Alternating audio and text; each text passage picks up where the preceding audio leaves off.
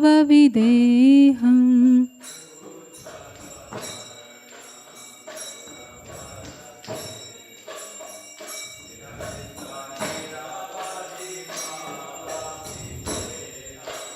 Shri Bhuvana Pavana Kripayalesham Tam Pranamami Cha Shri Sachitanayam.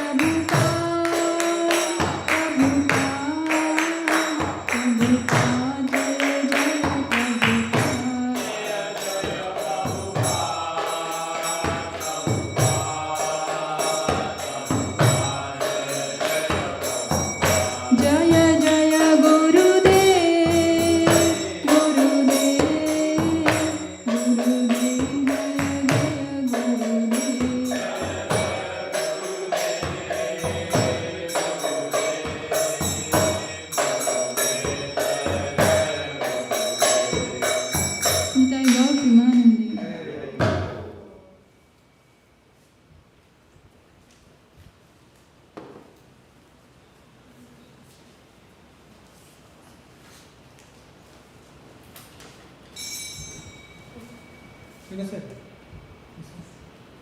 We'll sit together. Okay.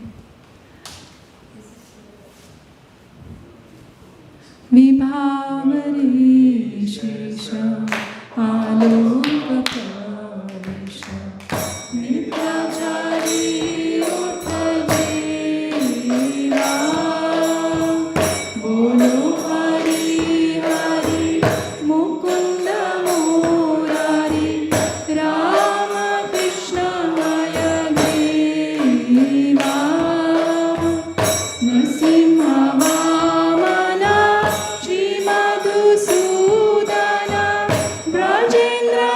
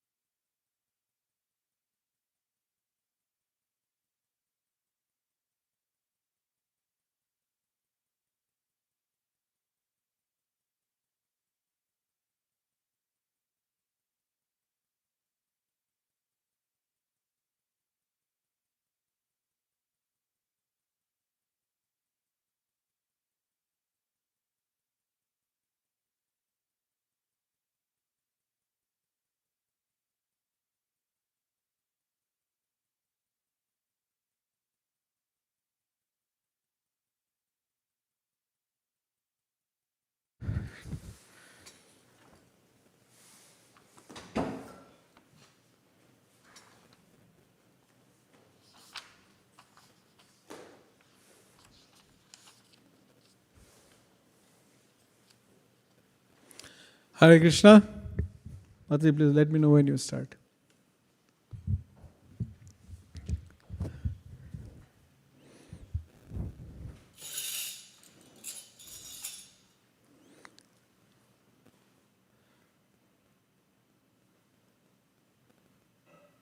So we want to sing a song called Jaya Jaya Harinam. It's actually in KK songs.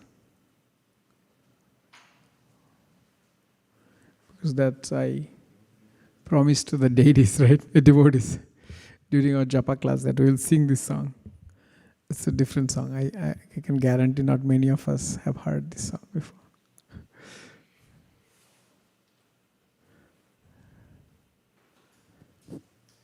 Jaya Jaya Harinam.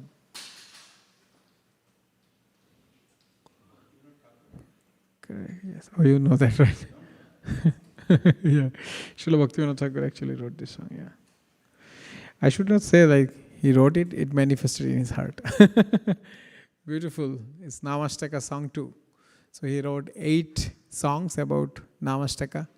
And this is the number 2 song. So I think the left side is cut, Mataji.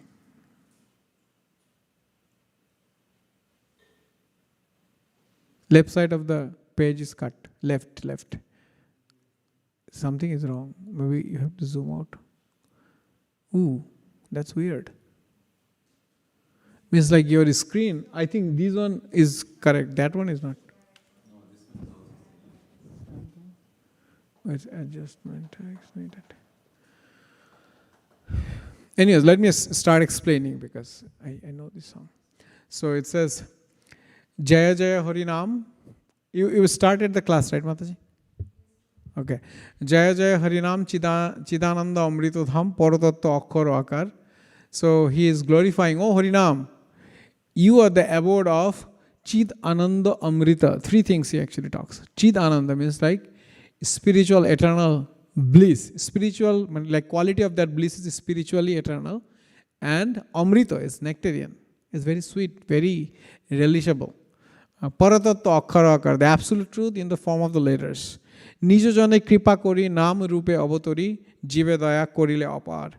Like by bestowing mercy upon your own, own means like devotees and also in general all the living entities, you have descended in the form of the holy name, and by that you have bestowed ultimate benediction or ultimate mercy towards all the living entities.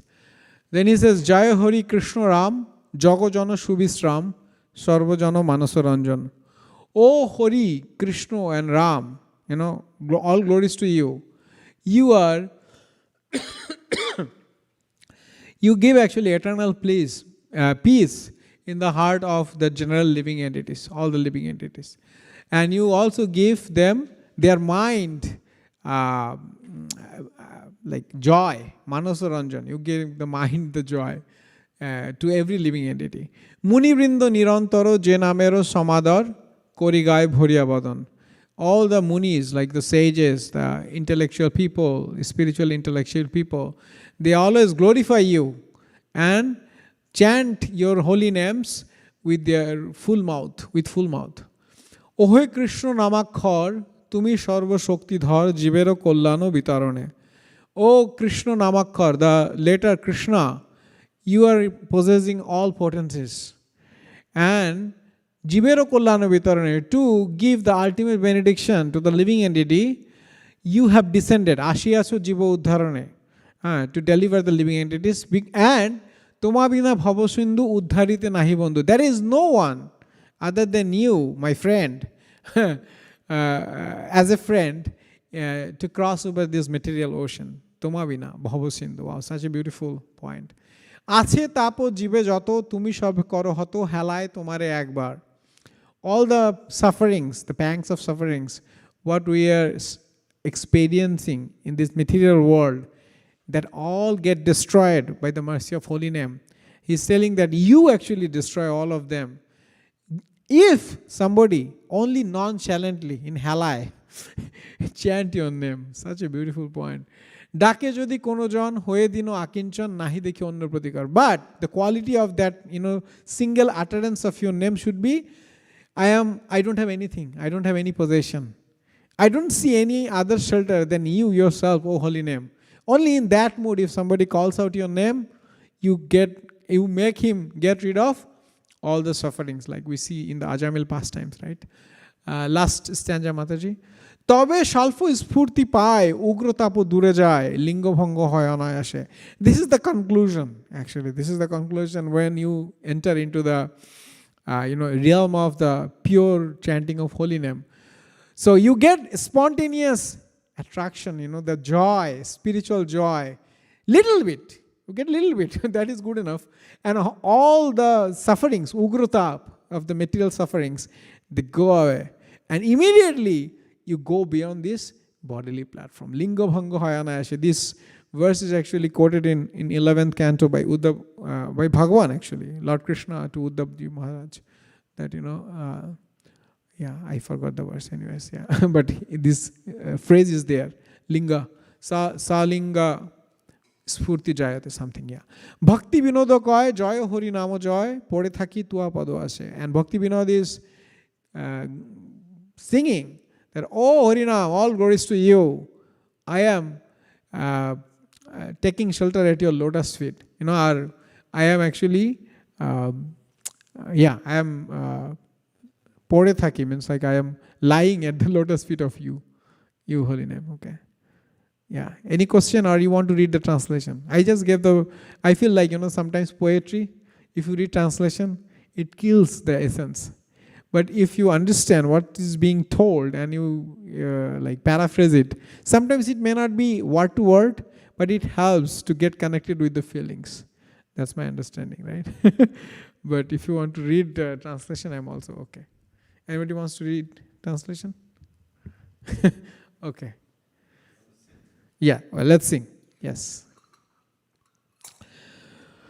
Joyo Joyo Harinam Chidanandamrito Dham Paratattva Akhara Akar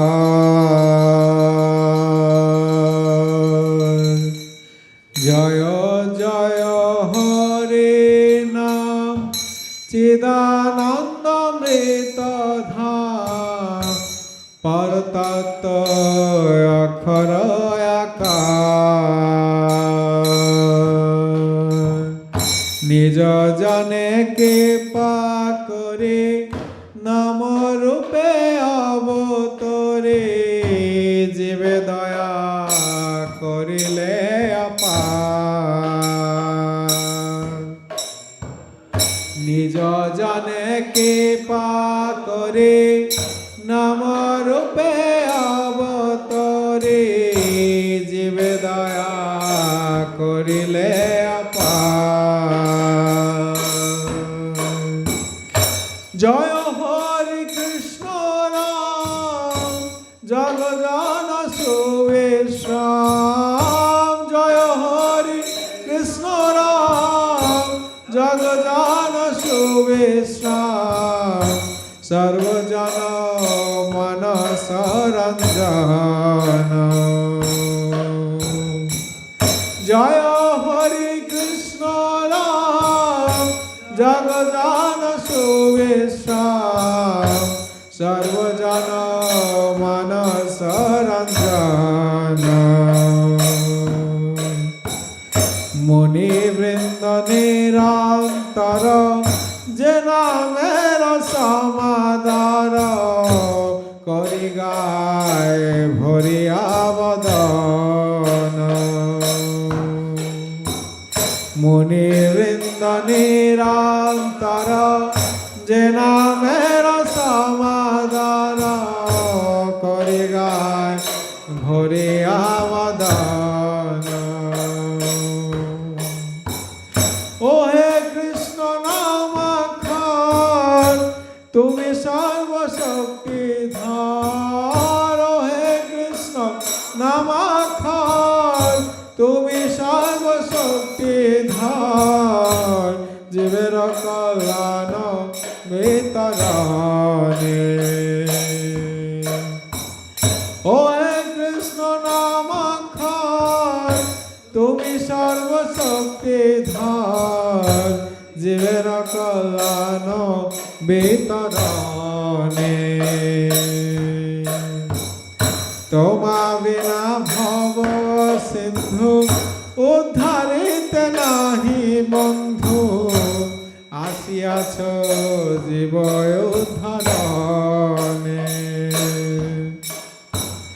তোমা বিনা ভব সিন্ধু উদ্ধারিতে নাহি বন্ধু আসিয়াছ জীব উদ্ধারণে আছে তাপ জীবে যত তুমি সব করো হত আছে তাপ জীবে যত তুমি সব করো হত এলায় তোমারে একবার আছে তাপ জীবে যত তুমি সব করো হত হেলায় তোমারে একবার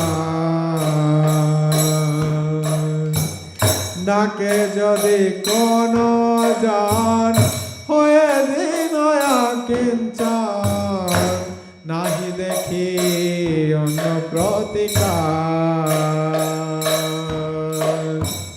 ডাকে যদি কোন জন হয়ে দিন কিঞ্চন নাহি দেখি অন্য প্রতিকার তবে স্বল্প স্ফূর্তি পায় উগ্র তাপ দূরে যায় তবে স্বল্প স্ফূর্তি পায় উগ্র তাপ দূরে যায় লিঙ্গ ভঙ্গ হয় অনায়াসে তবে স্বল্প স্ফূর্তি পায় উগ্র তাপ দূরে যায় লিঙ্গ ভঙ্গ হয় অনায়াসে ভকতে বিনোদ খায় জয় হরি নাম যায় পড়ে থাকি তুয়া পদয়াসে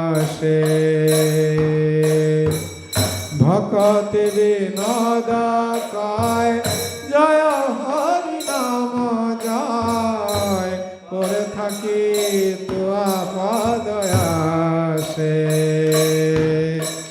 জয় জয় হরি নাম চিদানন্দমৃত ধাম পরতত্ত্ব অক্ষর আকার জয় জয় হরি নাম চিদানন্দমৃত ধাম পরতত্ত্ব অক্ষর আকার নিজ জনে কৃপা করে নাম রূপে অবতরে জীবে দয়া করিলে আপার নিজ জনে কৃপা করে নাম রূপে অবতরে জীবে দয়া করিলে আপার Srila Bhaktivinoda Thakur ki jai. I will start with the Mangalacharan prayer. Om Ajnana Timirandhasya Jnananjana Shalakaya Chakshurunmilitam Yena Tasmai Shri Gurave Namaha Shri Chaitanya Manobhishtam Sthapitam Yena Bhutale Sayang Rupa Kadamayam Dadati Sa Padantikam Vandeham Shri Guru Shri Yuttapadakamalam Shri Gurun Vaishnavanscha Shri Rupam Sagrajatam Sahagana Raghunathannitam Tam Sajivam Sadaitam Savadhutam Parijana Sahitam Krishna Chaitanya Devam Shri Radha Krishna Padan Sahagana Lalita Shri Vishakhannitam Scha He Krishna Karuna Sindhu Dinabandha Jagatpate Gopesha Gopika Kanto Radha Kanto Namastute Tapta Kanchana Gaurangi Radhe Vrindavaneshwari Vrishabhanu Sute Devi Pranamami Hare Priye Namayang Vishnu Padaya Krishna Prasthaya Bhutale Srimate Bhakti Vedanta Swami Niti Namine Namaste Sarasate Deve Gauravani Pracharine Nirvishesha Sunyavadi Paschatya Desha Tarine Vancha kalpatarubhyascha kripa sindhubhayeva cha patitanang pavanebhyo vaishnavebhyo namo namo Jaya Shri Krishna Chaitanya Prabhu Nityananda Shri Advaita Gadadhar Sivasadi Gaur Bhakta Vrinda Hare Krishna Krishna Krishna Hare Hare Hare Rama Rama Rama Hare Hare Mukhaṁ karoti vācālaṁ pangam langayate girim yat kripatamaham vande Shri Guru Dinotaranam Paramananda Madhavam Shri Chaitanya Vishwaram Ananda Leelamaya Vigrahaya Hemavadibhya Chavi Sundaraya Tasmai Mahapremarasa Pradaya Chaitanya Chandraya Namo Namaste Chaitanya Chandraya Namo Namaste. Hare Krishna.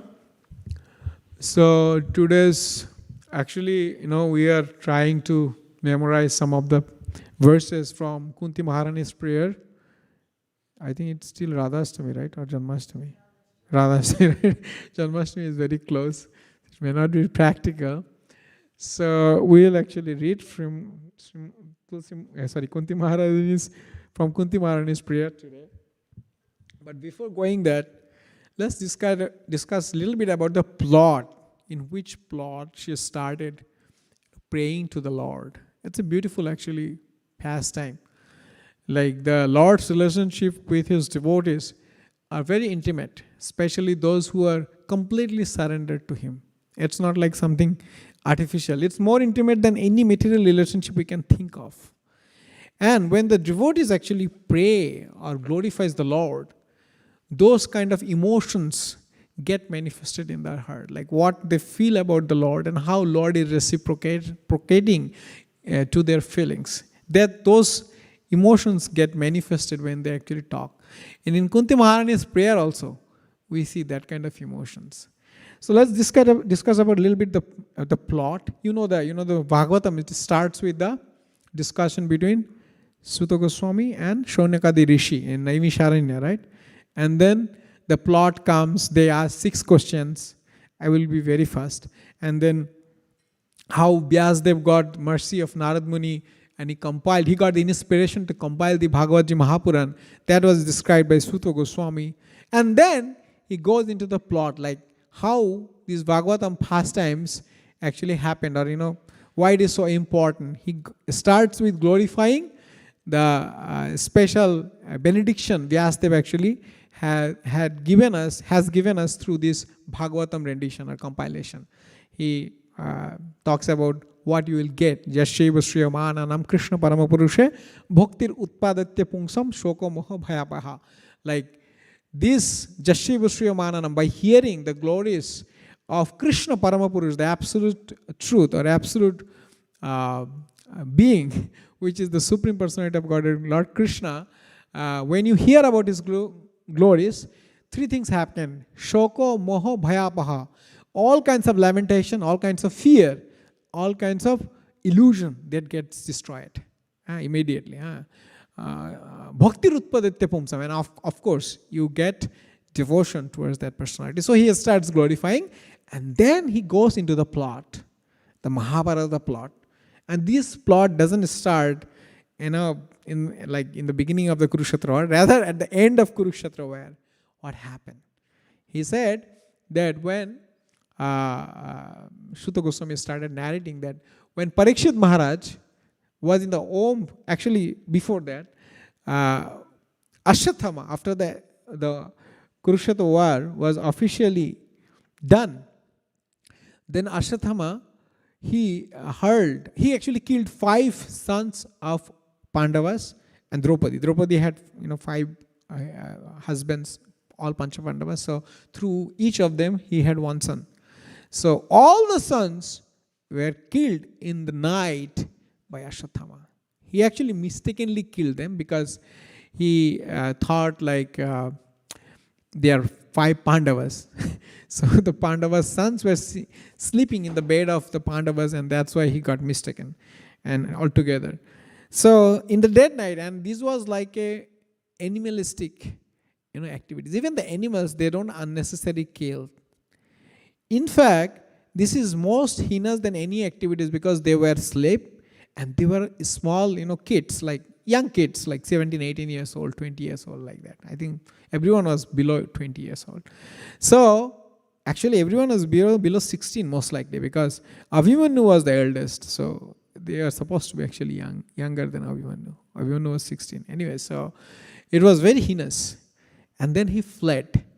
And even when he informed this news to Duryodhana, his master, he was not happy. He said, like, what you have done? You are a Brahmana, and this kind of act doesn't befit you. You disappointed me. He did not even approve this. Even though he was, by any mean, he wanted to defeat Pandavas, but he was not happy. And then, Draupadi, when she came to know about this incident, of course, motherly love and affection got manifested in her heart, and she became very disappointed, and she wanted that person who got this done to be punished. And Krishna and Arjuna, like Krishna knew that who did it, so he took Arjuna in a chariot, and he immediately started looking for Ashwatthama, and they got they reached the place where he was. And when Ashwatthama saw Krishna and Arjuna coming towards him, he hurled a Brahmastra. Immediately hurled a Brahmastra. Brahmastra is like ultimate destructive weapon. When the material world gets destroyed, there are certain energies which make it happen. And one of them is Brahmastra. Of course, Sudarshan Chakra is there. Then the Narayan Jar is there. It is there also in 10th canto of Srimad Bhagavatam. Shivjar, Narayan Jar. Shivjar is extreme heat. Narayan Jar is extreme cold. Anyway, so Brahmastra is one of the, you can say, what is that? Nuclear weapon. So subtle. It can destroy one individual and it can destroy the whole kingdom, something like that. Based on the like incantation, like how you are chanting the mantras and whom you are throwing to, based on that, its destruction will happen. So Ashwatthama immediately hurled, and Lord Krishna, he said like, okay, Arjuna, you also hurl. Arjuna was bewildered. In the whole Kurukshetra war, Arjuna hurled the weapon based on instruction of Krishna. He did not actually choose himself, like, oh, I have Pashupat, I have Brahmastra, I have these Astra. He got a lot of weapons from the demigods, but he did not hurl any of them on his own accord. When Krishna said, he just followed the instruction. And that's the devotee's mode of service. So he immediately hurled another Brahmastra to counteract that Brahmastra. And then both of the Brahmastras, they collided with each other, and it felt like it will destruct the whole creation. And then all the sages gathered and they said like, oh, you withdraw the Brahmastra. Now this Ashwatthama, he knew how to actually hurl Brahmastra, but he never learned how to withdraw it. So Arjuna withdrew his weapon, but Ashwatthama could not. But yeah, Krishna neutralized it eventually. And they captured Ashwatthama. And Ashwatthama was born in front of Draupadi. But by seeing Ashwatthama and thinking about Kripi, Ashwatthama's mother, who is also Guru Ma of all Pandavas, because Ashwatthama's father is Dronacharya. By the way, it's a little bit too many characters. If you know Mahabharata, you know. If you don't know, it may be a little bit difficult to connect. But just think about that, Arjuna has a military spiritual master. His original spiritual master is, of course, Krishna. But his military spiritual master is Dronacharya. And Dronacharya's son is Ashwatthama. And Dronacharya is a Brahmana, very high class Brahmana. So Ashwatthama is also a Brahmana by birth. But by qualities he was not. That's why he was addressed as Brahma Bandhu. Anyways, so when he was brought in front of Draupadi, Draupadi didn't want him to be killed. For many reasons. One reason is he was son of his guru, her guru. All the Pandavas' guru. And Already Kripi, the mother of Ashwathama, she lost her husband in the Kurukshetra battlefield. Now only hope is there in Ashwathama. If he is also lost, then what? She will suffer terribly, terrible pain. So she wanted him to be punished in a way that it will be killing and not killing. Bhima wanted to kill immediately, but she kind of withheld him, and then Krishna suggested that, okay. Krishna also agreed that he should be killed because of his heinous offenses. Because when you kill someone for this kind of offenses, you actually neutralize his sufferings. It's not bad. Sometimes capital punishment is necessary. Otherwise, that person will keep on suffering. Subtle suffering, that because the killing, if you kill a person, it's very bad actually. The consciousness will be polluted, contaminated. Though the soul which is killed by you, that soul is suffering actually. Not satiated, and that will inflict some kind of sufferings to the living entity who killed him. So, and that's why the butcher life is the worst. It is said butcher, he should not live, he should not die. Both is suffering for him. Living is also suffering, dying is also suffering. Anyway, so he said, let him not be killed. She said, Draupadi, and Krishna said okay, so we have to find a way. So Ashwathama had a power, he had a special jewel on his head, and his energy was centered through that jewel. He was a special benediction, and he was a Brahman son. So he said okay, take off that jewel and give it to Pandavas, and then he will be powerless. Bhima forcefully took out that jewel, and he became powerless. And now Ashwathama is still, even after getting this kind of mercy from Draupadi, his envy did not go. He still was envious towards Pandavas. He could not tolerate the ignominy which was inflicted upon him. So what he did later, he actually hurled another Brahmastra towards Uttara to kill the fetus, which was the last issue of Pandavas, last issue of whole Kuru dynasty, whole. Because other side, Kauravas, they lost all 100 sons and their sons also. All sons and grandsons of Dhritarashtra are gone. Now only the issue which is remaining is, which was in the Om of Uttara, Abhimanyu and Uttara's child, son, Parikshit Maharaj, who was still there in the Om. So Ashwathama, now this time, the Brahmastra was hurled very subtly to kill only the fetus, not the mother. And when immediately it was hurled, Uttara could feel extreme heat, extreme pain inside her womb. And she could feel something very inauspicious has happened, and that's causing me suffer this much. And my embryo inside is also suffering, and it may get killed.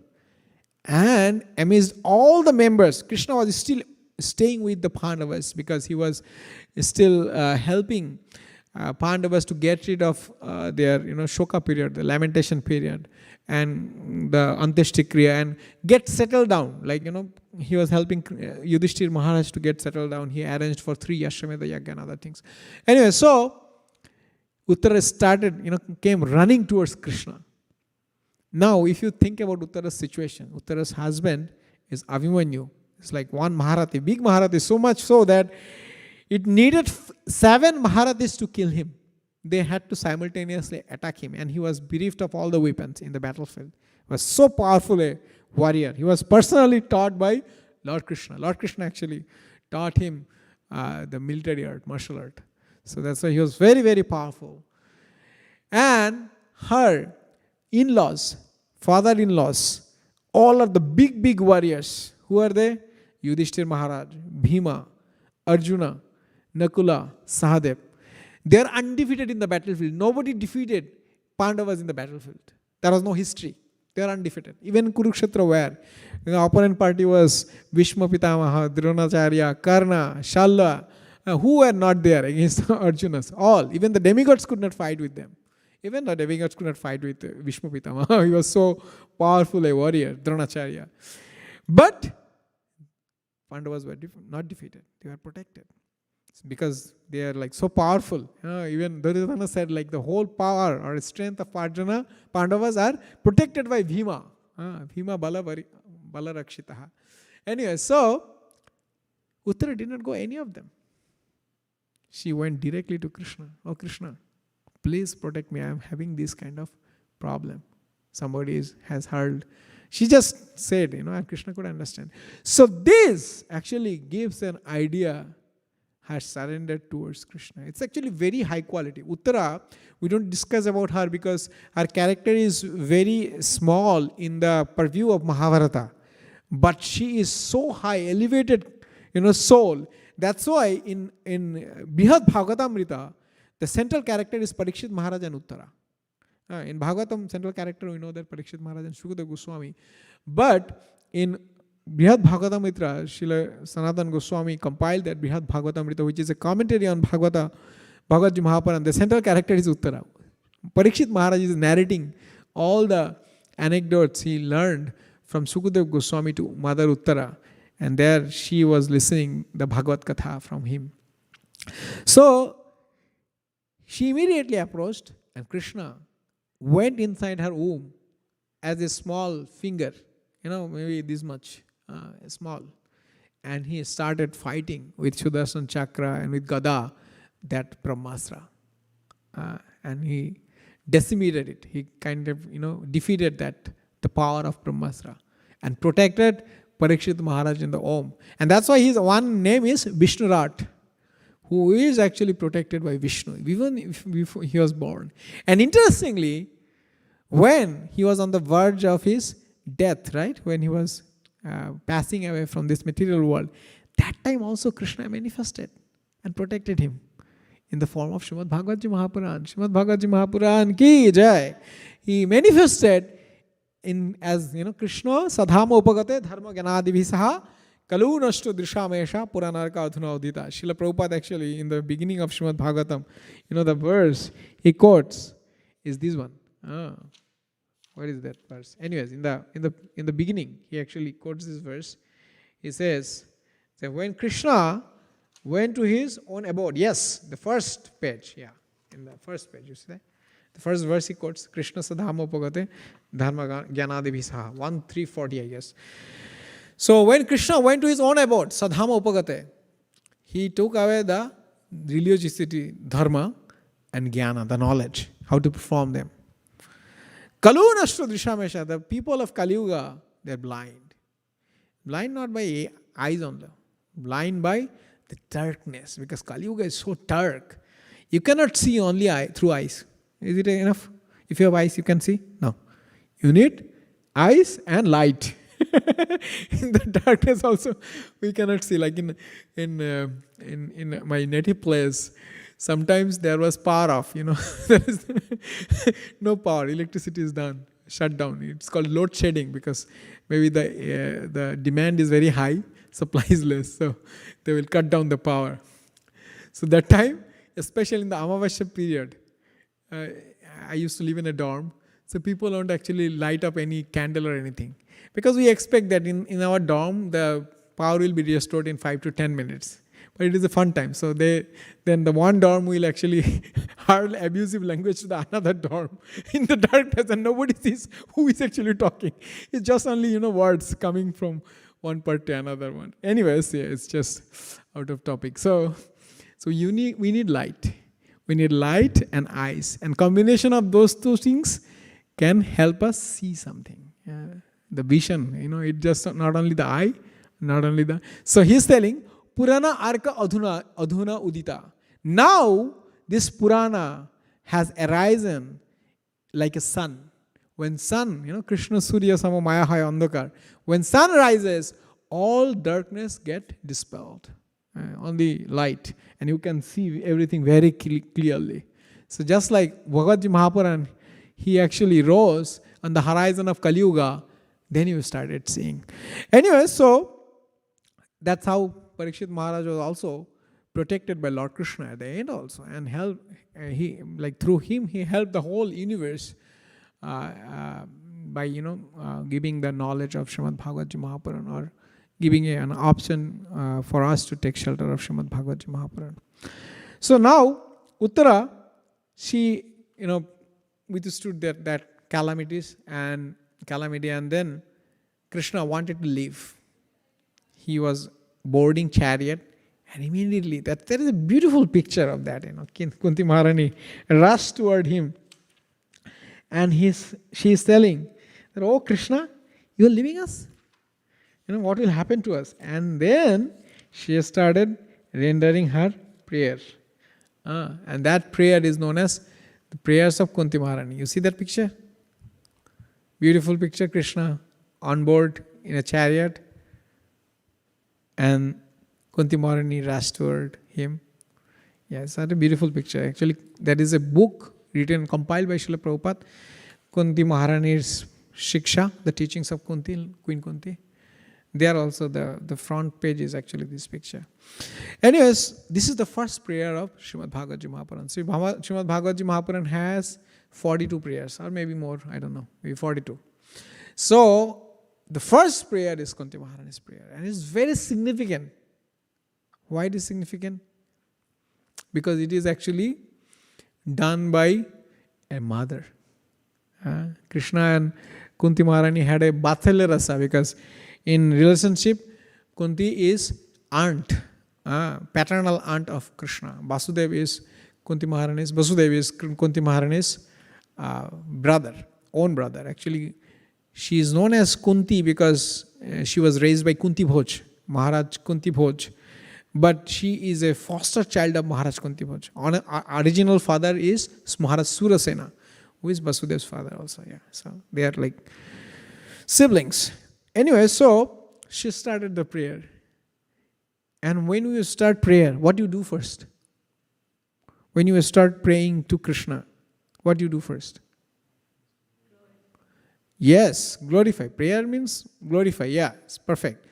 And in the glorification, what do you do first? Or what comes in your mind? When you pay obeisances to Krishna, that's also glorification, right? But you pay obeisances. So in that prayer, the first she offered obeisances to the Supreme Personality of Godhead. And Vaisheshika Maharaj discussed about that verse, right? I forgot the verse. Yeah, let me actually take a look at the verse. Mataji, can you please put the Kunti Maharani's prayer? Yeah. Okay, what is the verse?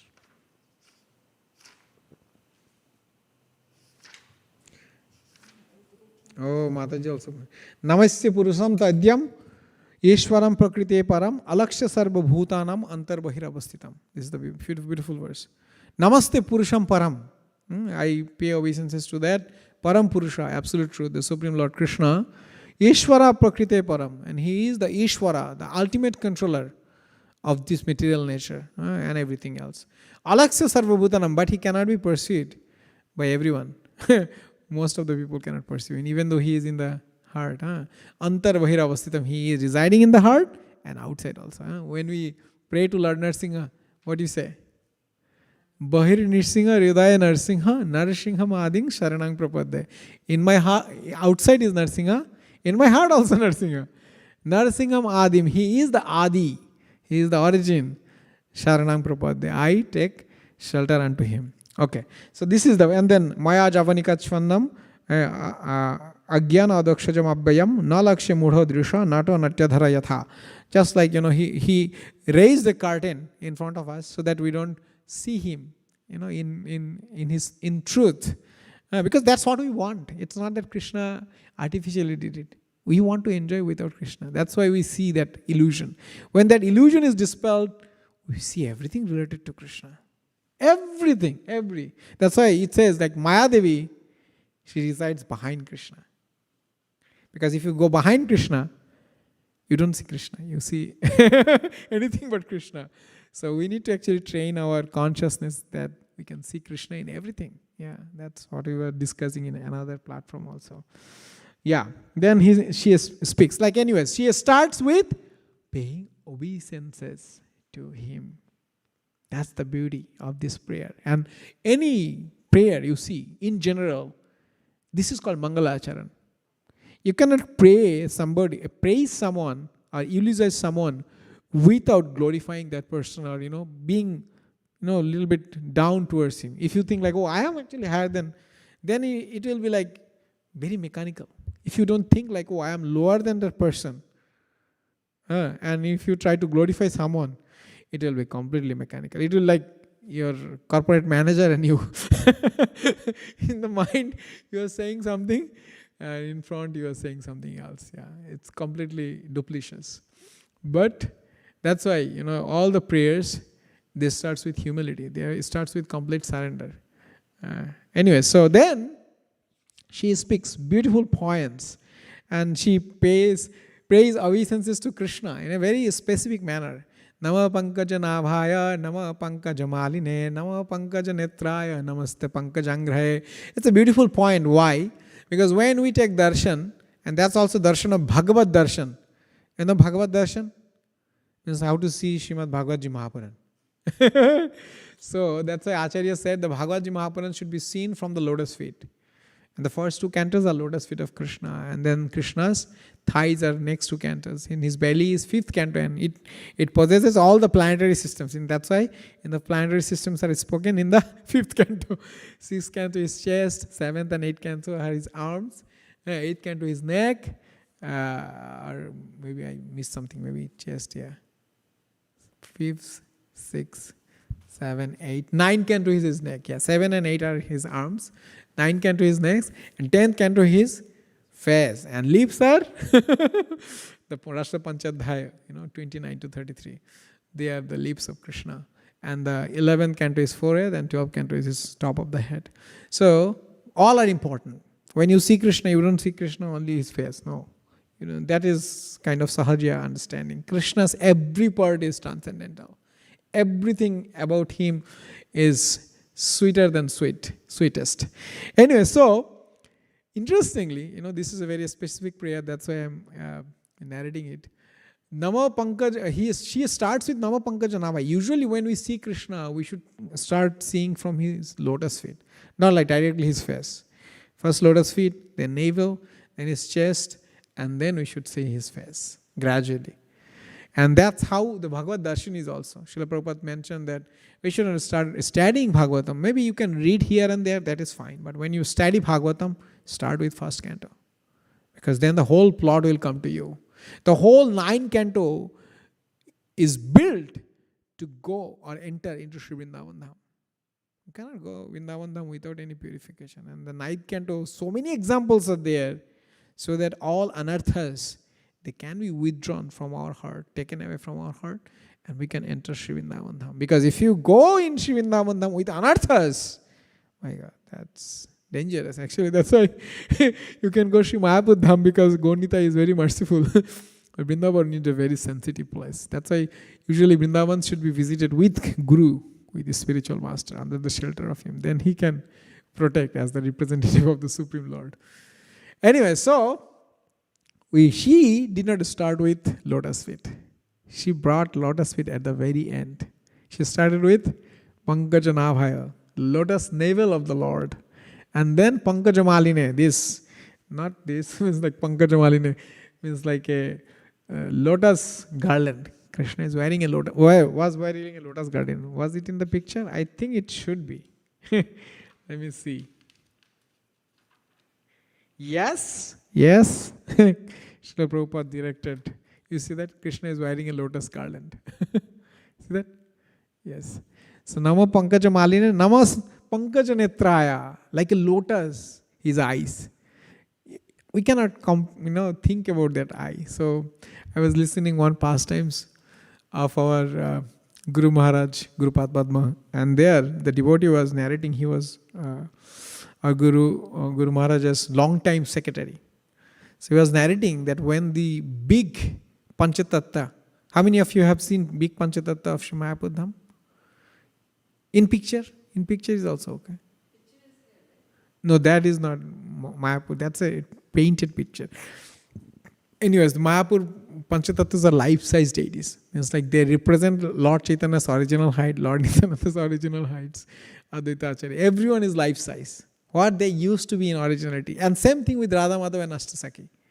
It looks like taller than us because in Dapar Yoga people are taller than us. And Mahaprabhu was taller than most of the people of his age also. In 500 years ago, he was 7 feet tall.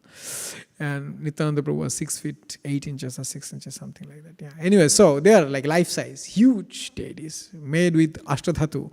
Huge. They are like, they weigh also huge. Means like they were brought in the crane. Like 3 tons, 300 kg means almost 7,000 pounds.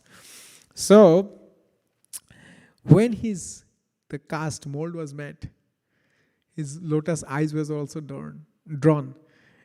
And by looking at that mold, our Guru Maharaj said like, no. This is not lotus eye. This is not how Sri Chaitanya Mahaprabhu actually looks like. And then he showed how he looks like. He said like, okay, he looks like this. His eyes goes like this. That is lotus eye. He showed. And then the painter, who was making the mold, he actually drew it based on his instruction. And if you see, now I started looking at his eyes more closely. How his eyes. And I see that, yes, his eyes are like drawn like this. So that is lotus eyes. In usual sense, if you put like a lotus petal or a lotus-like eyes, may not look that good.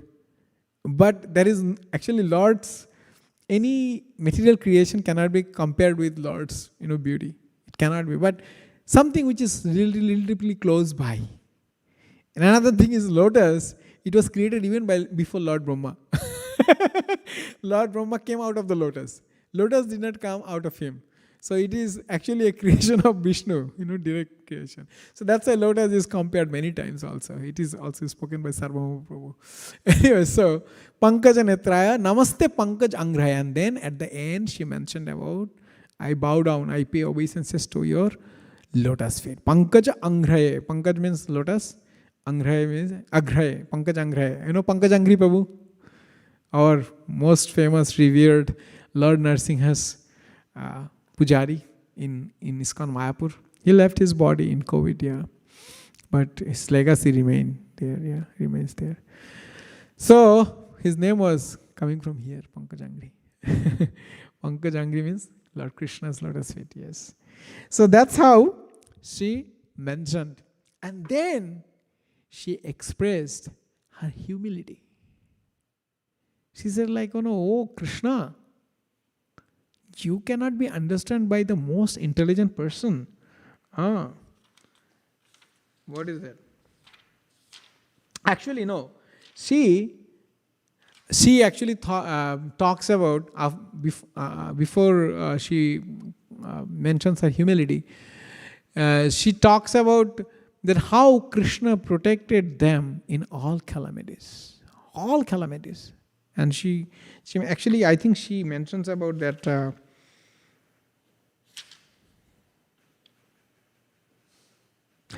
So she mentions about her humility actually before. She said, Tata Paramahansanam Muninam, actually verse 20, Mataji. Tata Paramahansanam Muninam Amalatmanam Bhakti Yoga Vidanartha Katha Meha Katham Pashyamahi Striyaha. So she said, like, you yourself descend to propagate the transcendental science of devotional service unto the hearts of the advanced transcendentalists and mental speculators who are purified by being able to discriminate between matter and spirit.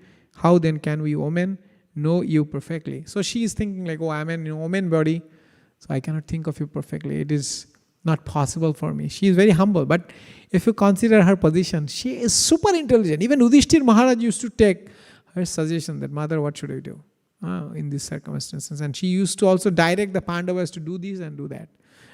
Sometimes she did mistake also, right? In case of Draupadi, but that was a mistake by Providence. That Providence arranged that mistake. Like she said, like, oh, whatever you got, they said like, oh, we got something. All the Pandavas, they were in exile at the time, and then when they came, not exile actually, they were in incognito because the Baranavarta incident happened, and Arjuna owned Draupadi in the competition. And when she was brought, Kunti Maharani said like, okay, whatever you got, distribute among yourselves. And then they got to get married 5. Then she speaks about this verse. She says that how Krishna protected them. So before talking about protection of themselves, she talks about protection of Devaki and Vasudeva. How Krishna protected his own parents. Can you go to the translation, Mataji? Let's read translation. Yeah, it's taking too much time. Oh, Rishikesha. Okay, you want to read Malay Prabhu? Translation. I'm not engaging the audiences. I'm talking too much. Sorry.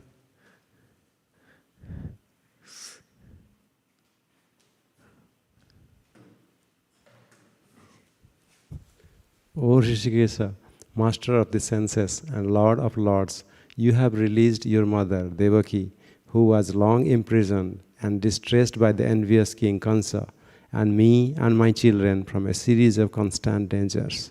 Thank you. And now she narrates the dangers, different examples of dangers. Maybe you can give to Bhagavati Mataji. Go to the next verse, Mataji, please.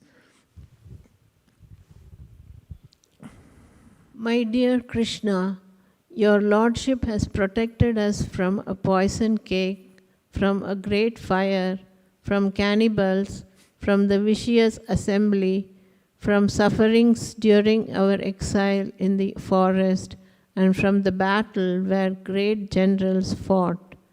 And now you have saved us from the weapon of Aswatthama. So powerful, and practical example. She's saying like poison cake. The poison cake was given to Bhima by Duryodhana. Then great fire. They were given fire when they were living in a Lakshagriha. Yeah, Lakshagriha means like the wax-made house. And then from cannibals, Baka Rakshash. There are like Rakshashas, they actually eat humans. Krishna protected them. Even though the Rakshashas are killed by Bhima. But the energy is coming, the force is coming from Krishna. Vicious assembly where Draupadi was disrobed. Yeah. And from sufferings during our exile, so the Pandavas are given exile, like 12 years of exile. 12 years of normal exile and 1 year of incognito exile. And from the battle of Kurukshetra, where great generals fought. And now you have also saved us from the weapon of Ashatthama. Wow. What kind of mercy. Now, this is the reciprocation of Lord. And why Krishna, it is said that Krishna has spent more time with Pandavas than his own people in Yadupuri, in Dwaraka. Most of the times he's out, especially when they were in distress. Krishna was giving them shelter. And Yadus were suffering in pangs of separation.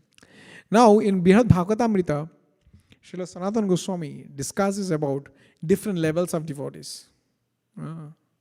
Not everything is like, sometimes you feel like, everything is bhakti. Yes, bhakti is there. Everything is bhakti actually, true to say. Even somebody serving material nature, she is also serving Krishna indirectly. Material nature is also Krishna's energy, but it's not a direct service. But bhakti, the highest bhakti is which is intended to give pleasure to Krishna.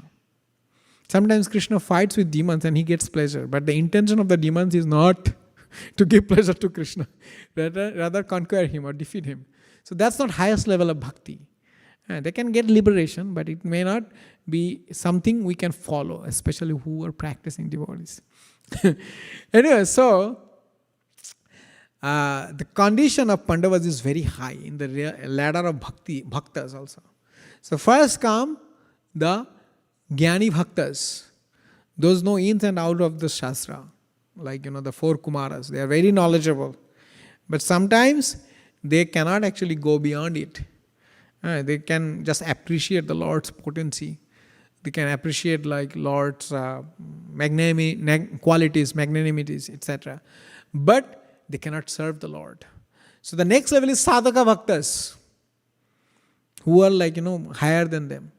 Sadhaka Bhaktas, they actually use Navavidha Bhakti, 9 limbs of Bhakti. Shravanam, Kirtanam, Vishnu, Smaranam, Pada Sevanam, Archanam, Mandanam, Dasyam, Sakyam, Atma, Nivedanam. These 9 types of Bhakti they render unto the Lord. And that purifies them and pleases also Krishna. And then comes the Bhakta who is already in the highest purified stage. Whatever he does, he is doing it for the pleasure of Krishna, just like Ambarish Maharaj. There are many sadhaka bhaktas, by the way. Yeah, they always chant Krishna's name. Yeah, throughout Bhagavatam, even also Narad Muni also. He is also one of the sadhaka bhaktas who was. Yeah, and then the bhakta means he is also Shuddha bhakta. Means I'm talking like in general when you see that somebody who is engaging, sarvapadi vinirmuktam tatparatvena nirmalam. He is engaging all the senses in service of Krishna. That is actually Shuddha bhakta stage. And Ambarish Maharaj is the prime example. Sabai mano Krishna padara vindayar vachangsi vaikuntha gunanuvarnane. All limbs, all senses are engaged in service of Krishna. Then comes prema bhakta, premi bhakta. Just like Hanuman.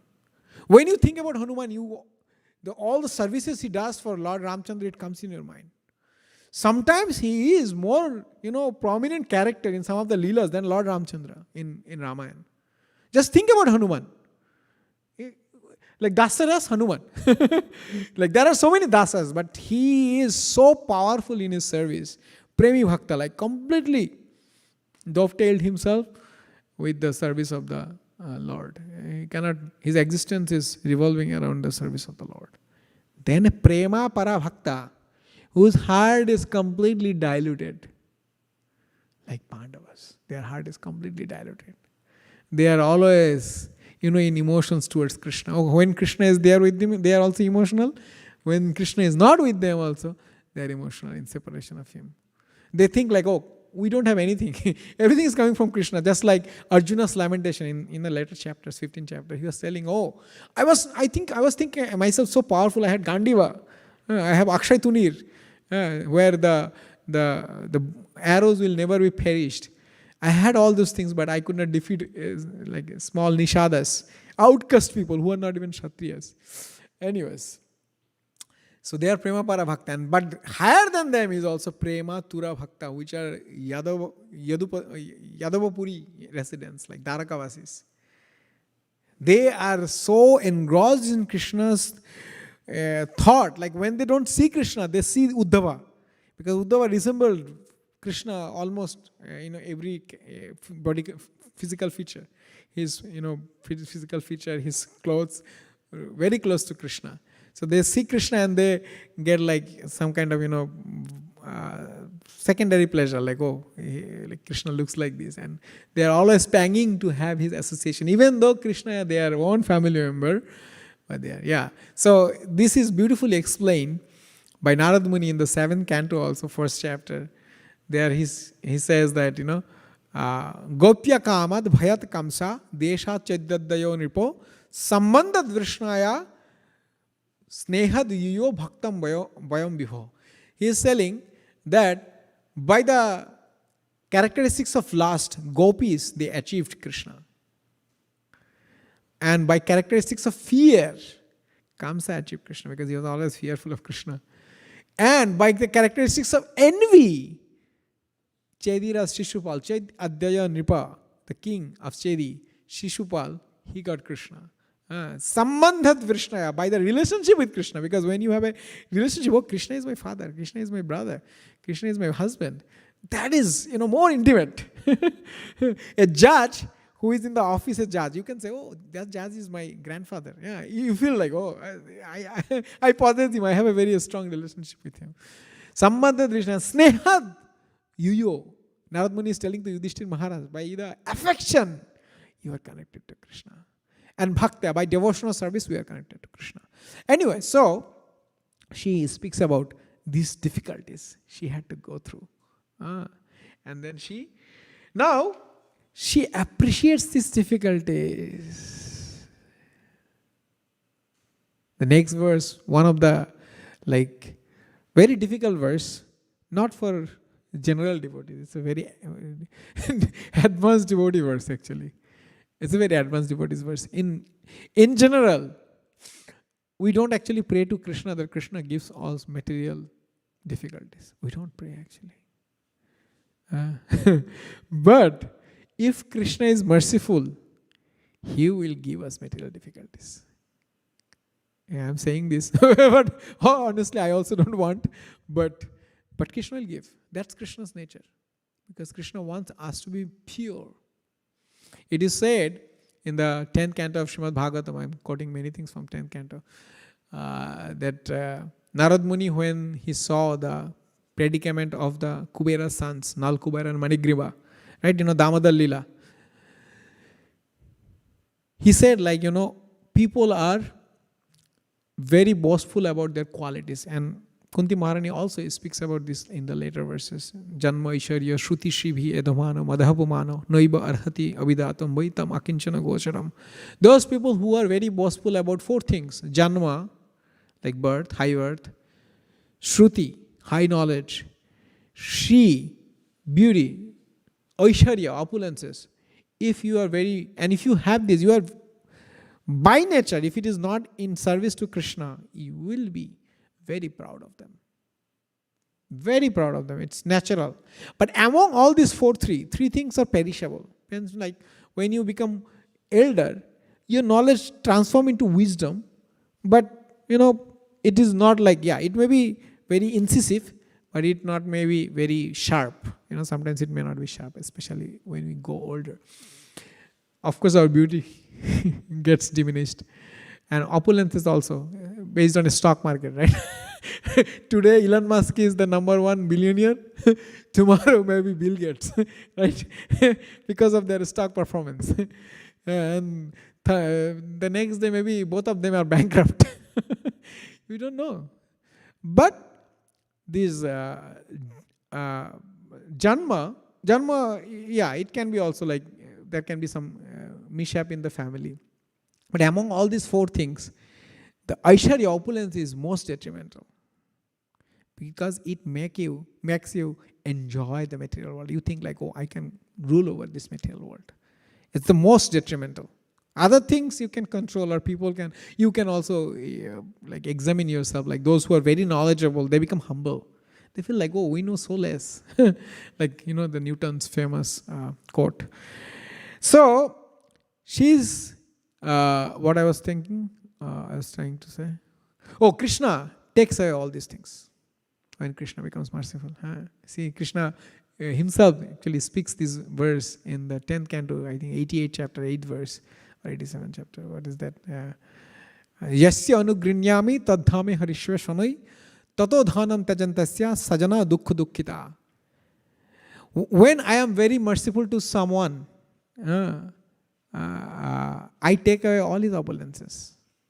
And when all his opulences are gone, his kinsmen, relatives, they also leave him. And then, Sajana Dukkha Dukkita, he suffers terribly. And then I give him a special mercy. That's why she is telling, Vipada Saswada Vipada Santuta Swaswad Tatra Tatra Jagadguru Bhavata Darshanat Syad Punar Bhava Darshanat. She is telling actually what is Bipad and what is Sampad in this verse. It's such a beautiful verse. It says, wherever danger, O my Lord, you are there to protect us. Vipada Santuta Saswa Tatra Tatra Jagadguru. You are the Jagadguru, the universal teacher. You are everywhere when we encounter the dangers. And by seeing you present, Bhavatu Darshanam Yat Syad. If we see you, Punar Bhava Darshanam, we don't have to take birth to see this material world again. So, beautiful point is that Bipad is actually this material world. The birth, death, old age, disease and death. These are the Bipad. Bipad means dangers. Not dangers like, apparent things. Like, my job, it's a danger, but it's not like that kind of danger, if job gets snatched away. So, or I'm in a disease condition, which is also everyone has to go through. So she is telling that Bipada Santuta Saswat. Now the definition of Bipad is given by the Acharyas. They say, Bipado naiva Bipado, Sampado naiva Sampada, Bipada Vishmaranam Vishnu, Sampado Narayana Shritihi. They are saying, the Acharyas are saying that the danger is not danger. Whatever you think apparent danger is not danger. And whatever thing apparent opulence is not opulence. Wow, beautiful. Like in the case of Nalakubara and Manigriv, they have all 4 things. Janma, beautiful. They are Kubera's son, treasurer of the heavenly planets. Aishwarya, Kubera's opulence also belonged to them. They could enjoy anything. Shruti, they were knowledgeable because they were trained under Brihaspati. And Shri, they are very beautiful externally, very powerful, effulgent. All them. But they could not even recognize the presence of Narad Muni. So what to have these kind of opulences? And when they had encountered Vipad, when Narad Muni cursed them, what they encountered, what they achieved? They achieved Krishna. Right? When they cursed, apparently it was a predicament, right, to them. Right? It's a sorrowful condition, like you will be tree for millions of years, standing in the same place, no enjoyment, and you have to withstand all kinds of weather changes, climate changes and everything. Everything. And you cannot do anything. The life of tree is very miserable. Anyway, but that Bipad becomes Sampad. Why? Because Bipada Bishmaranam Vishnu, only forgetful of Krishna is the danger. Sampada Narayana Sriti. If you remember Krishna, that is the Sampada. So she is giving us the definition of Bipad and Sampad. Now, I wanted to actually read one verse because it will be injustice if we don't read at least one verse with purport. So Mataji, can you please project verse number 30? We will read purport also for this verse. Because Prabhupada taught us Srimad Bhagavatam class in this manner that we should read a verse, translation, and also purport. Maybe we can also read word to word also this verse. Maybe you can project the word to word also. Means like you can open it in a new tab. So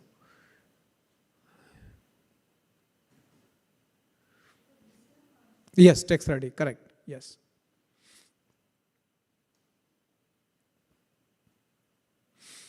So in the next phase she speaks, first phase she speaks the obeisances and their condition, and then she goes on speaking about who can get Krishna. Namo akinchana vittaya nirbritta guna vittaya atmaramaya santaya koiballapataya namaha. You are the opulence of those who doesn't have any opulence. Akinchan. Akinchana vitta. Anyways, and Atmaramaya Shantaya, you are self-satisfied, peaceful. Kaivallapataya namaha, and you give the benediction of liberation. So this is a beautiful, beautiful verse, and it correlates with that, Janma Karma Cha Dibbam Evam, that verse. So we'll recite it. Janma Karma Cha Visyatman Ajasya Kartur Atmanaha Tiryan Risheshu Yadashu Tad Atyanta Vidambanam Janma Karma Cha Visyatman Ajasya Karturatmanaha Tiryan Risheshu Yadashu Tad Atyanta Vidambanam. Anybody wants to recite? Yeah. Bhagavati Mataji, you want to recite? Yeah, there.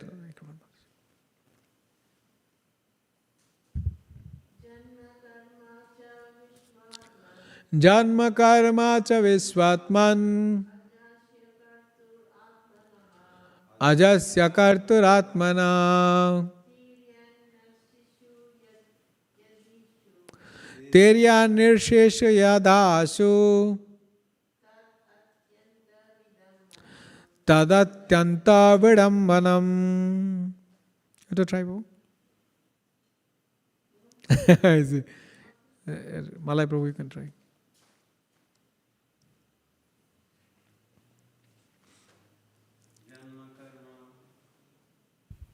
Janma karma cha vishwatman Janma karma cha vishwatman ajasya karturatmana ajasya karturatmana Tiryan risheshu yadasu teryan nirsheshu yadashu tad atyanta vidambanam. tadatyanta vedammanam. Synonyms, Shabdartha: Janma, birth, karma, activity, cha, and Vishwatman, O soul of the universe, Ajasya, of the unborn, Akartuhu, of the inactive, Atmanaha, of the vital energy, Tiryak, animal, Nri, human being, Rishishu, in the sages, Yadashu, in the water,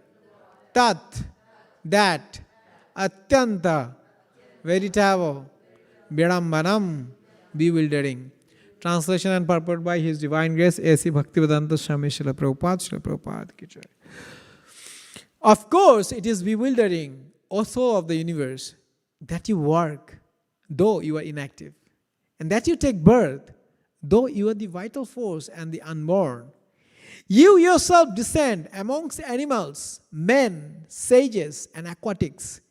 Verily, this is bewildering. Let's actually read together. Of course, it is bewildering, O soul of the universe, that you work, though you are inactive, and that you take birth, though you are the vital force and the unborn. You yourself descend amongst animals, men, sages, and aquatics.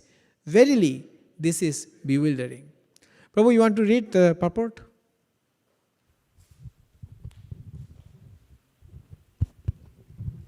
The transcendental pastimes of the Lord are not only bewildering, but also apparently contradictory. In other words, they are all inconceivable to the limited thinking power of the human being. The Lord is the all-prevailing supersoul of all existence, and yet He appears in the form of a boar amongst the animals, in the form of a human being as Rama, Krishna, etc., in the form of a rishi like Narayana, and in the form of an aquatic like a fish. Yet it is said that He is unborn and He has nothing to do. In the Shruti mantra it is said that the Supreme Brahman has nothing to do. No one is equal to or greater than Him. He has manifold energies, and everything is performed by Him perfectly by automatic knowledge, strength, and activity. All these statements prove, without any question, that the Lord's activities, forms, and deeds are all inconceivable to our limited thinking power. Because He is inconceivably powerful, everything is possible in Him. Therefore, no one can calculate Him exactly. Every action of the Lord is bewildering to the common man.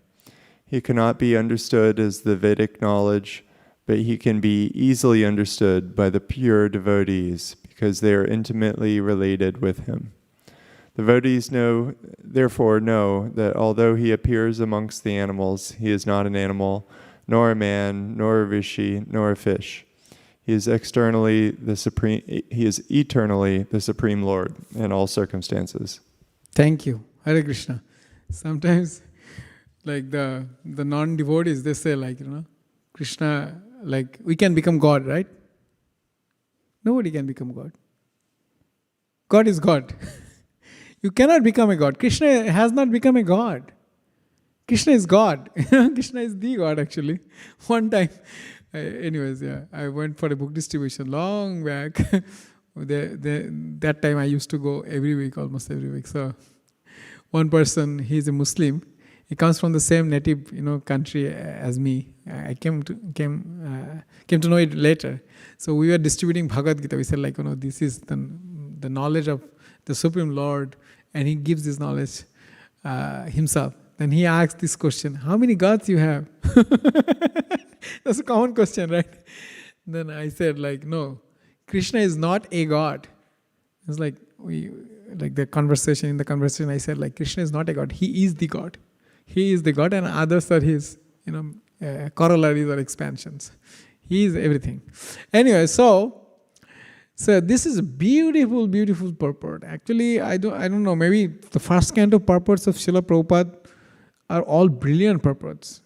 Maybe he gave the core philosophy which are necessary for any devotee in the first canto itself. It's very, very powerful purports, big purports. Even the first verse, it has 10 pages of purport. Second verse, 6 pages of purport. Third verse, 4 pages of purport. I know that because I went through, a few times. So huge. It may be a little bit overwhelming for a beginner, but that is necessary when you keep on studying all this basic philosophy. And this purport is not a purport. It's not a prose. It's a poetry. No one can calculate him exactly. Even action of the Lord is bewildering.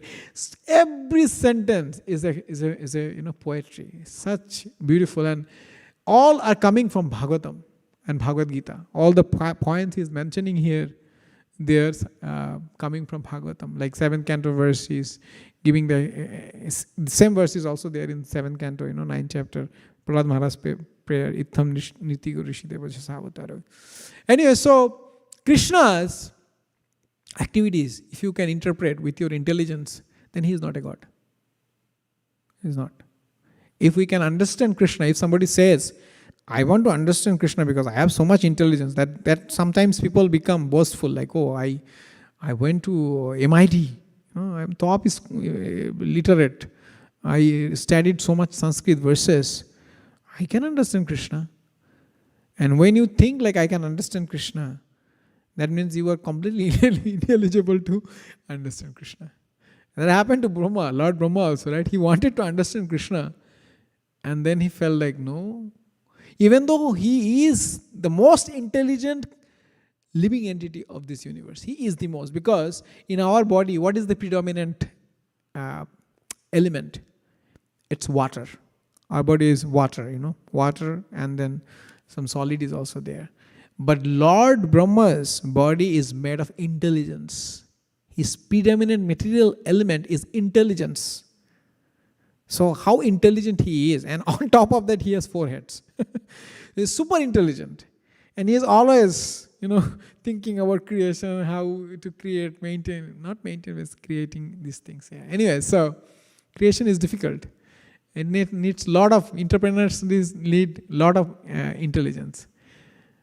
But he said like, okay, I don't want to understand you. Oh my Lord, you cannot be understood through the process of cultivation of knowledge. I gave up. So, if you can understand Krishna by your intelligence, that's your false ego. And then he cannot be God. And another thing, and that is called achinta. Srila Jiva Goswami Pad, when he was giving definition of the word Bhagavan, he giving the opulences and everything, he said like he has a potency called achinta shakti. By any intelligence, by any measurement, he cannot be understood. He will be understood as much he want him to be understood by you or by any person. That's also called chit potency, sambit potency, the potency of knowledge. So, that is one quality. Another quality, Krishna has contradictory features. Especially Krishna. That's why he's called Lila Purushottam. If contradiction is not there, the sweetness will be not that much. Like Lord Ram's pastimes are, I should not, like tell anything negative, but my point is like it's unilateral. In every phase of his pastime, he is upholding the religious principle. And what Krishna is doing? Krishna is doing opposite to the religious principle. What he is telling to Arjuna, he is not following himself. He is not. He is telling Arjuna to do something, but he is not following himself. Especially with his intimate devotees. He is breaking laws. He is breaking injunctions, so-called injunctions, because when Krishna is breaking injunctions, that becomes an injunction. It's not for me, but it's for Krishna. We cannot break injunctions, but Krishna can. Krishna can do anything because he is the ultimate enjoyer. So that's contradictory. And she gives example of, how Krishna is the fear of the fear personified. Yad bhiveti swayam bhayam. But he became fearful when Mother Yashoda started, tried to bound him with rope. like, Rudanta Muhurnetram Yugmam Rijantam. He was crying profusely and trembling and those kind of things. So this is the qualities. These are the qualities of God. You just appreciate the Lord's special qualities which you cannot understand by the logic. And I will stop my monologue with a special pastimes. So one time Narad Muni, he is a universal preacher and he goes from planet to planet. One time he visited a cobbler. Cobbler, you don't see it in US. You don't see cobbler in our native places, in Bengal.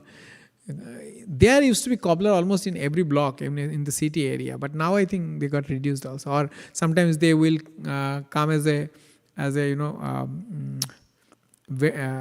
roaming vendor. They will roam from one place to another and they will give service.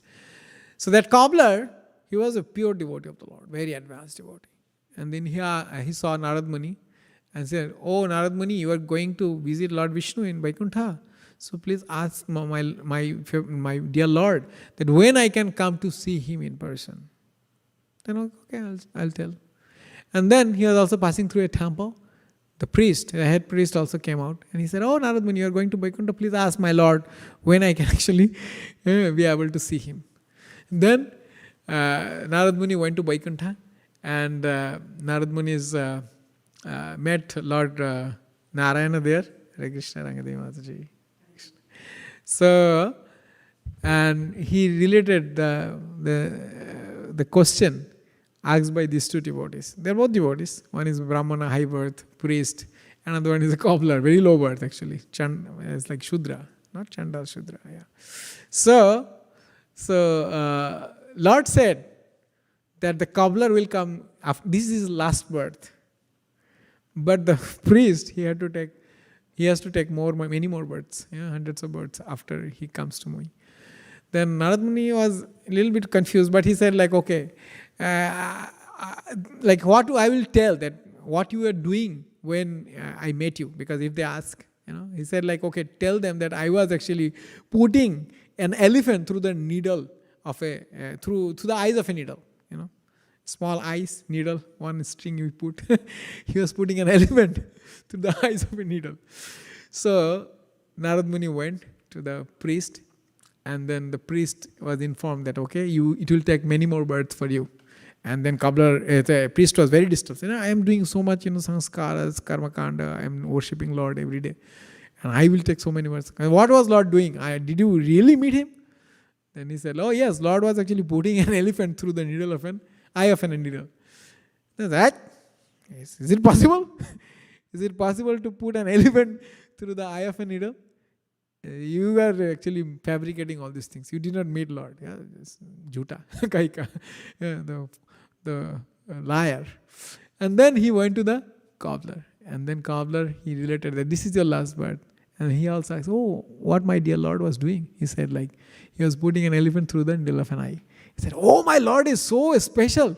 He can do unthinkable things. He can actually create a big banyan tree out of a small seed." Small seed of banyan, it contains billions of banyan tree, right? Potency. So you can do an elephant through the needle of an eye, it's nothing for him. He was appreciating. So this is called faith. Because Krishna can do which is unthinkable, is unreasonable, which is impossible for normal logic. Even some yogis can do also. It is called Kambasvaita, one of the siddhis, Prapti, Ishita, Vashita, Kambasvaita. Kambasvaita means he can do something from this planet in another planet, and no logic can actually interpret what he is doing. Yeah, that is another also prakamya. Prakamya is you can do some magic, but it will be it can be interpreted through the logic, and then there is one level higher is Kambasvaita. Anyways, so this is Krishna. So thank you everyone for patiently listening my monologue. Now we want to hear from you if you have any comment or any concern or any feedback. Yes, Mataji, Ranjini Mataji, right? Oh, what's your name, Mataji? Oh, Radharani. Jai Mataji. Hare Krishna. Sorry, Hare Krishna. Jai. Shri Prabhupada's Yeah, Hare Purvashrama, his Krishna. name was Radharani Datta. Yeah. So, I have a couple of questions. Yes, Mataji. Starting with the arti that we did, in the morning, like for the Krishna, after the Guru Puja. What does it mean? Vibhava Risheshu Aloko Pravesha, that one? No, the recording that goes Govinda Madipo. Wow, that is Brahma Samhita prayers. Adi. Adi Purusham. Govinda is the Adi Purush, the original personality. Okay. Tamaham Bhajami. I worship him. I serve him. Yeah. Adi means Adi means the original. Yeah. original. Yeah. Yeah, it's repeating. Yeah. It's coming. Yeah. So, when I see the three deities here, so Radha is giving blessing, Krishna is playing the flute, and what does this signify by Balram? Mahaprabhu. Chaitanya Mahaprabhu. That is Mahaprabhu. Balaram and Krishna cannot actually stay in the same platform with Radharani. That will be Rasavas. It's not Balaram, it's Mahaprabhu. Oh. So Mahaprabhu, it's a different tattva, it's very detailed, but my point is like, if you see anywhere with Radha Krishna another personality, it will be Mahaprabhu only. It cannot be anyone else. It cannot be Nityananda, it cannot be Narsingha, it cannot be Lord Narayan, anyone. Why Yes, not? because Radha and Krishna in the mood of enjoyment, the very esoteric rasa. So when somebody else who is in a different relationship with them, they are present, they cannot actually enjoy. So that will be a rasabhas. That will be against the principle of enjoyment of Krishna and Radharani. So that's why you wouldn't say any personality other than Mahaprabhu, because Mahaprabhu is Radha and Krishna combined. That's why he can only stay. Only Mahaprabhu, not even Gaunita together. Yeah. So, but what does this mean? Oh, that means actually many interpretation can be given, like, he's giving, or he's telling, like, hold my hand. It's a mudra. It's a mudra. This mudra is like, giving mudra. Giving with both hands. Yeah. Radharani this is called Abhay mudra. Blessing. Yeah. Abhay mudra is like, there's no fear. Yeah, Abhay mudra, blessing. Yeah. And then there is mudra also, Tambul mudra. If you go to Sridham Mayapur, Srimati Radharani's actually mudra is like this. Tambul. She's serving Krishna the betel nut. Tambul mudra. So there are different mudras. But Krishna's mudra is called Tribhanga Murari mudra. He is bent in three places. It's like his waist and his head. And if you try it, it's very difficult mudra. I don't know how he can stay in that pose for so. So, what do the three bends imply? Oh wow, you are asking so all esoteric question. I don't want to discuss those things. It implies something very, very, very esoteric things. Because Krishna is crooked, Krishna is full of contradiction, and Krishna's love is also full of contradiction. So please read Chaitanya Charitamrita Adi Lila 4th chapter. So these contradictions are explained there. His contradiction. Yes, Krishna's love is contradiction. Means the devotees who love Krishna, they enjoy more than Krishna. They think like, okay, the second contradiction is like Krishna is enjoying, but actually their love cannot be actually increased more, but that increase every single moment. Krishna, love towards Krishna, who are actually eternal devotees, when they serve, it increases. It heightens until they faint. They cannot be, they're not able to serve anymore. And when that points come, they don't want to experience ecstasy. These are the three contradictions of Krishna's love. And that's why Krishna is also crooked in three form. Okay. Crookedly formed. Yes. Okay. And then the last question is, like, I just personally feel that whatever I cook at home or whatever water, fresh water, bottled water I get, if I offer it to the deity and then have it, is there any problem? Means like our temple deity? Yes, problem is like, temple deity worship has a standard. So our temple standard is like, we don't allow people to bring food from outside which is cooked. So it's supposed No, to. raw food. Oh yeah, of course. Raw food, yeah. Fruits, Yeah. raw food. No, you can offer. Not the outside food. Yeah. Yeah. Cooked food. Like Yeah. from the grocery, straight Yeah. raw. Yeah. Then like even Yeah. bottled water, Yeah. what I You- drink or cook with. Correct. So is it okay to do that? Yeah, you can show to Krishna anything which Of- is Yeah, just for the- seen by Krishna, because he can eat through his eyes. yeah. Okay, so that Okay. can be done. Okay. Angani yasya sakalendriya. That also you recite in the Darshanarati, right? Angani yasya sakalendriya vrittimanti pasyanti panti kalayanti chiram jaganti ananda chinmaya sadujjala vigrahasya govindam adi purusham tamaham bhajami. Krishna's one limb can actually serve the purpose of all the limbs. He can eat through his eyes, he can hear through his eyes, he can smell through his eyes. So everything can be done from one limb still. He can touch something and he can eat. So that's his and paschanti panti kalayanti chiram jaganti, and his kala, his energies are expanded through his glands, and ananda chinmaya sadujjala vigrahasya. He is, Sachidananda vigraha. He is a form. He is a beautiful Sachidananda form. Ujjala rasa vigraha means like full of also ecstasy, rasa, mellow. Govindam Adipurusham Tamaham Bhajami. I worship that Govinda, the primeval Lord. And is it okay to say that Krishna? Is Okay, is it okay to say that Krishna, connect my soul to thy divine soul Yes, as a that is prayer? that. Because that's the goal. Yes, our means like the goal is to actually serve Krishna in eternal relationship. In the condition stage, whatever service we are doing, Krishna may or may not accept it.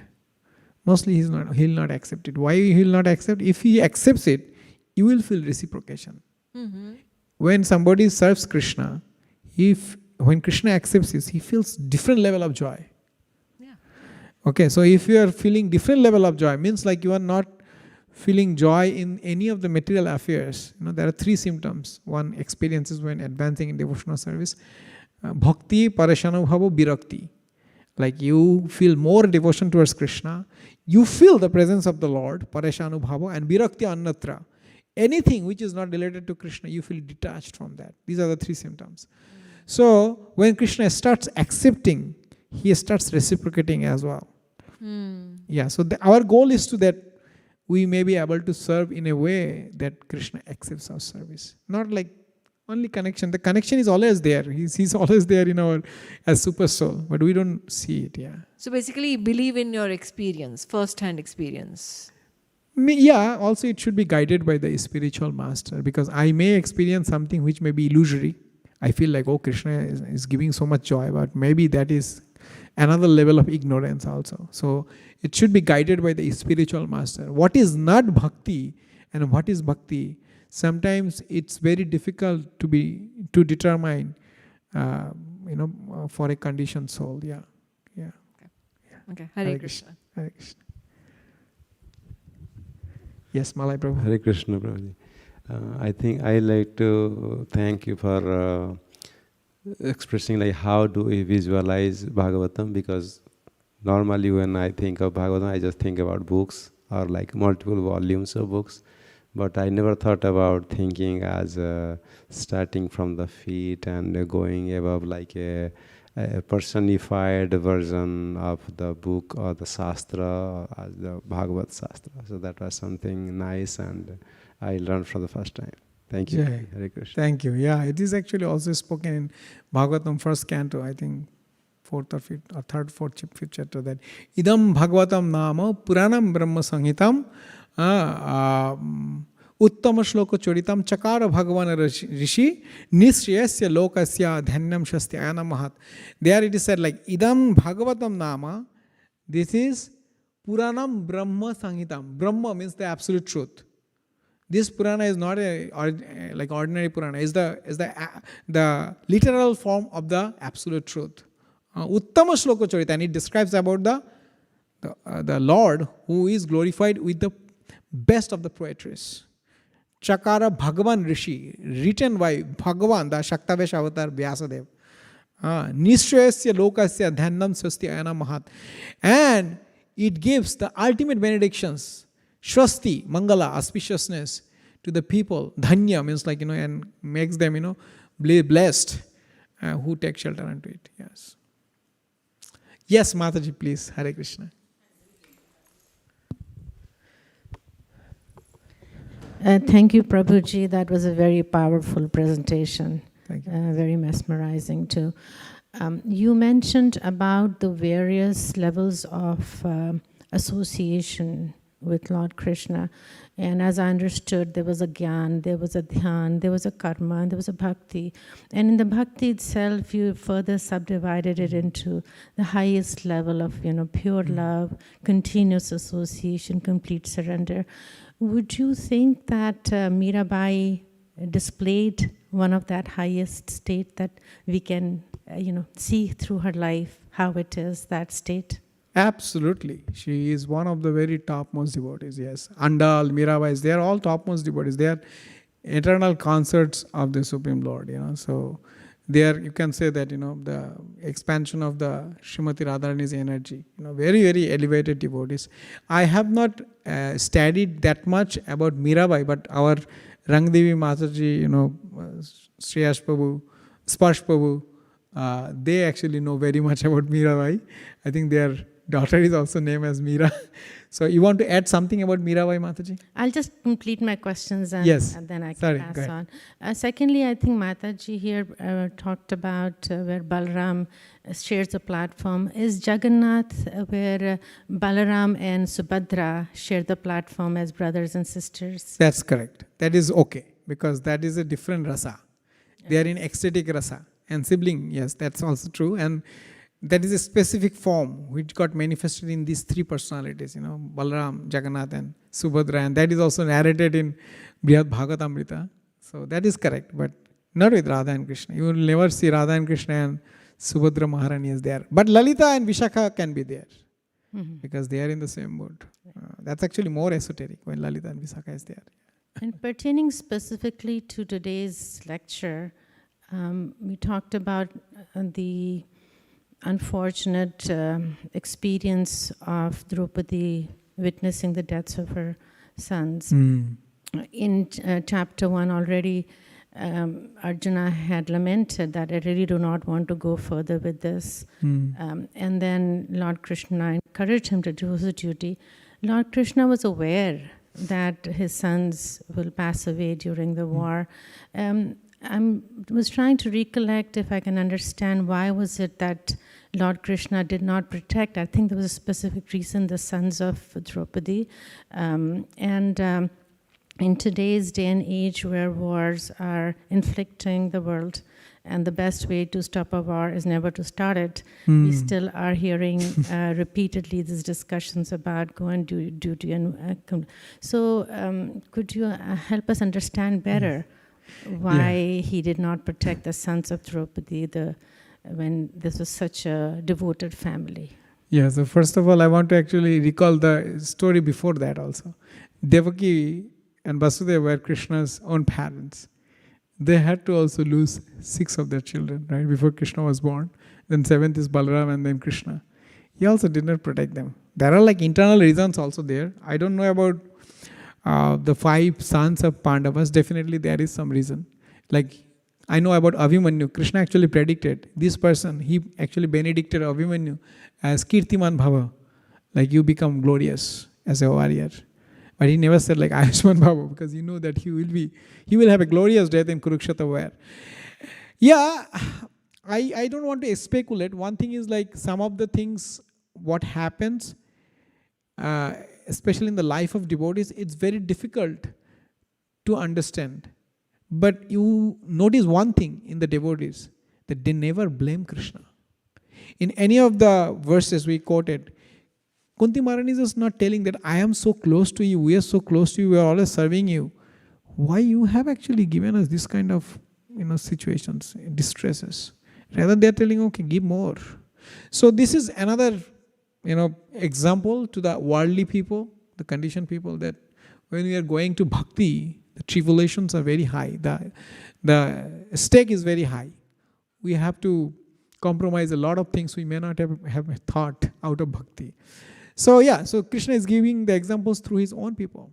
He's reciprocating also. Yeah, I don't know exact reason why those 5 people were killed and Draupadi had to go through. I think if you research the Puranas, there may be some reasons like why these 5 kids actually got killed very early, but I don't know, Mataji. Yeah. And my final question and comment was, They say too much mercy is a sign of weakness and can promote evil. And Draupadi actually forgiving Ashwadhama despite him having done that and thinking that will bring a change, and it didn't. And he further tried to kill Abhimanyu's son as a fetus. So is that then, in hindsight, something we should consider, that mercy beyond a certain point is really not very... I understand. You're saying it's not appropriate. That's true. Thank you. And that's why Bhima, when he wanted to punish Ashwatthama, Krishna said, yes, he should be punished. He should be killed, actually. The crime he committed, he is supposed to actually be killed because of that action. But Draupadi is a mother. So the motherly love and affection is deeper than the Kshatriya rage.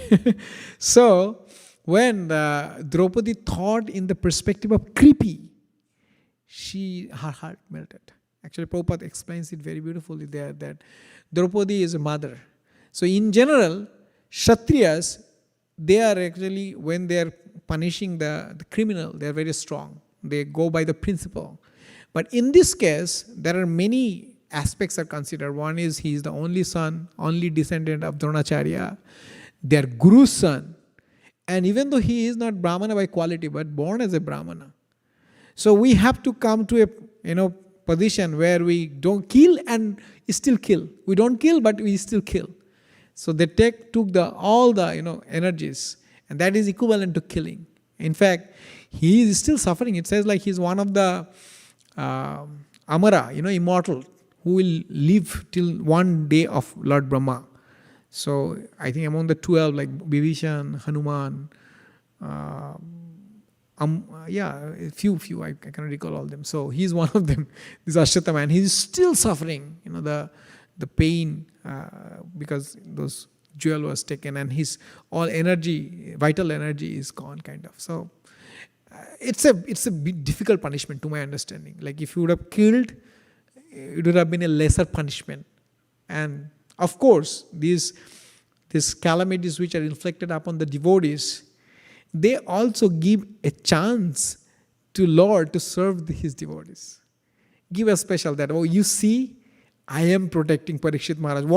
What to speak about Brahmastra? Like any astra, any energy, if try to do harm to my devotees, if I want them to protect, I can protect. Rakhe Krishna Mareke, Mare Krishna Rakhe. Like if Krishna wants to protect, who can kill him? And if Krishna wants to kill, who can protect him? So that was the principle. Thank you so much. Hare Krishna. Mataji, you want to add something about Mirabai? Or Sparsh Prabhu? Okay. Hare Krishna. Tata is also there. Hare Krishna Jai. Anything else before we call it a day? Today there is no Bhagavatam special lecture. We have only very small session today. So, and we have Guru Puja also done already. I don't know what about the prasadam.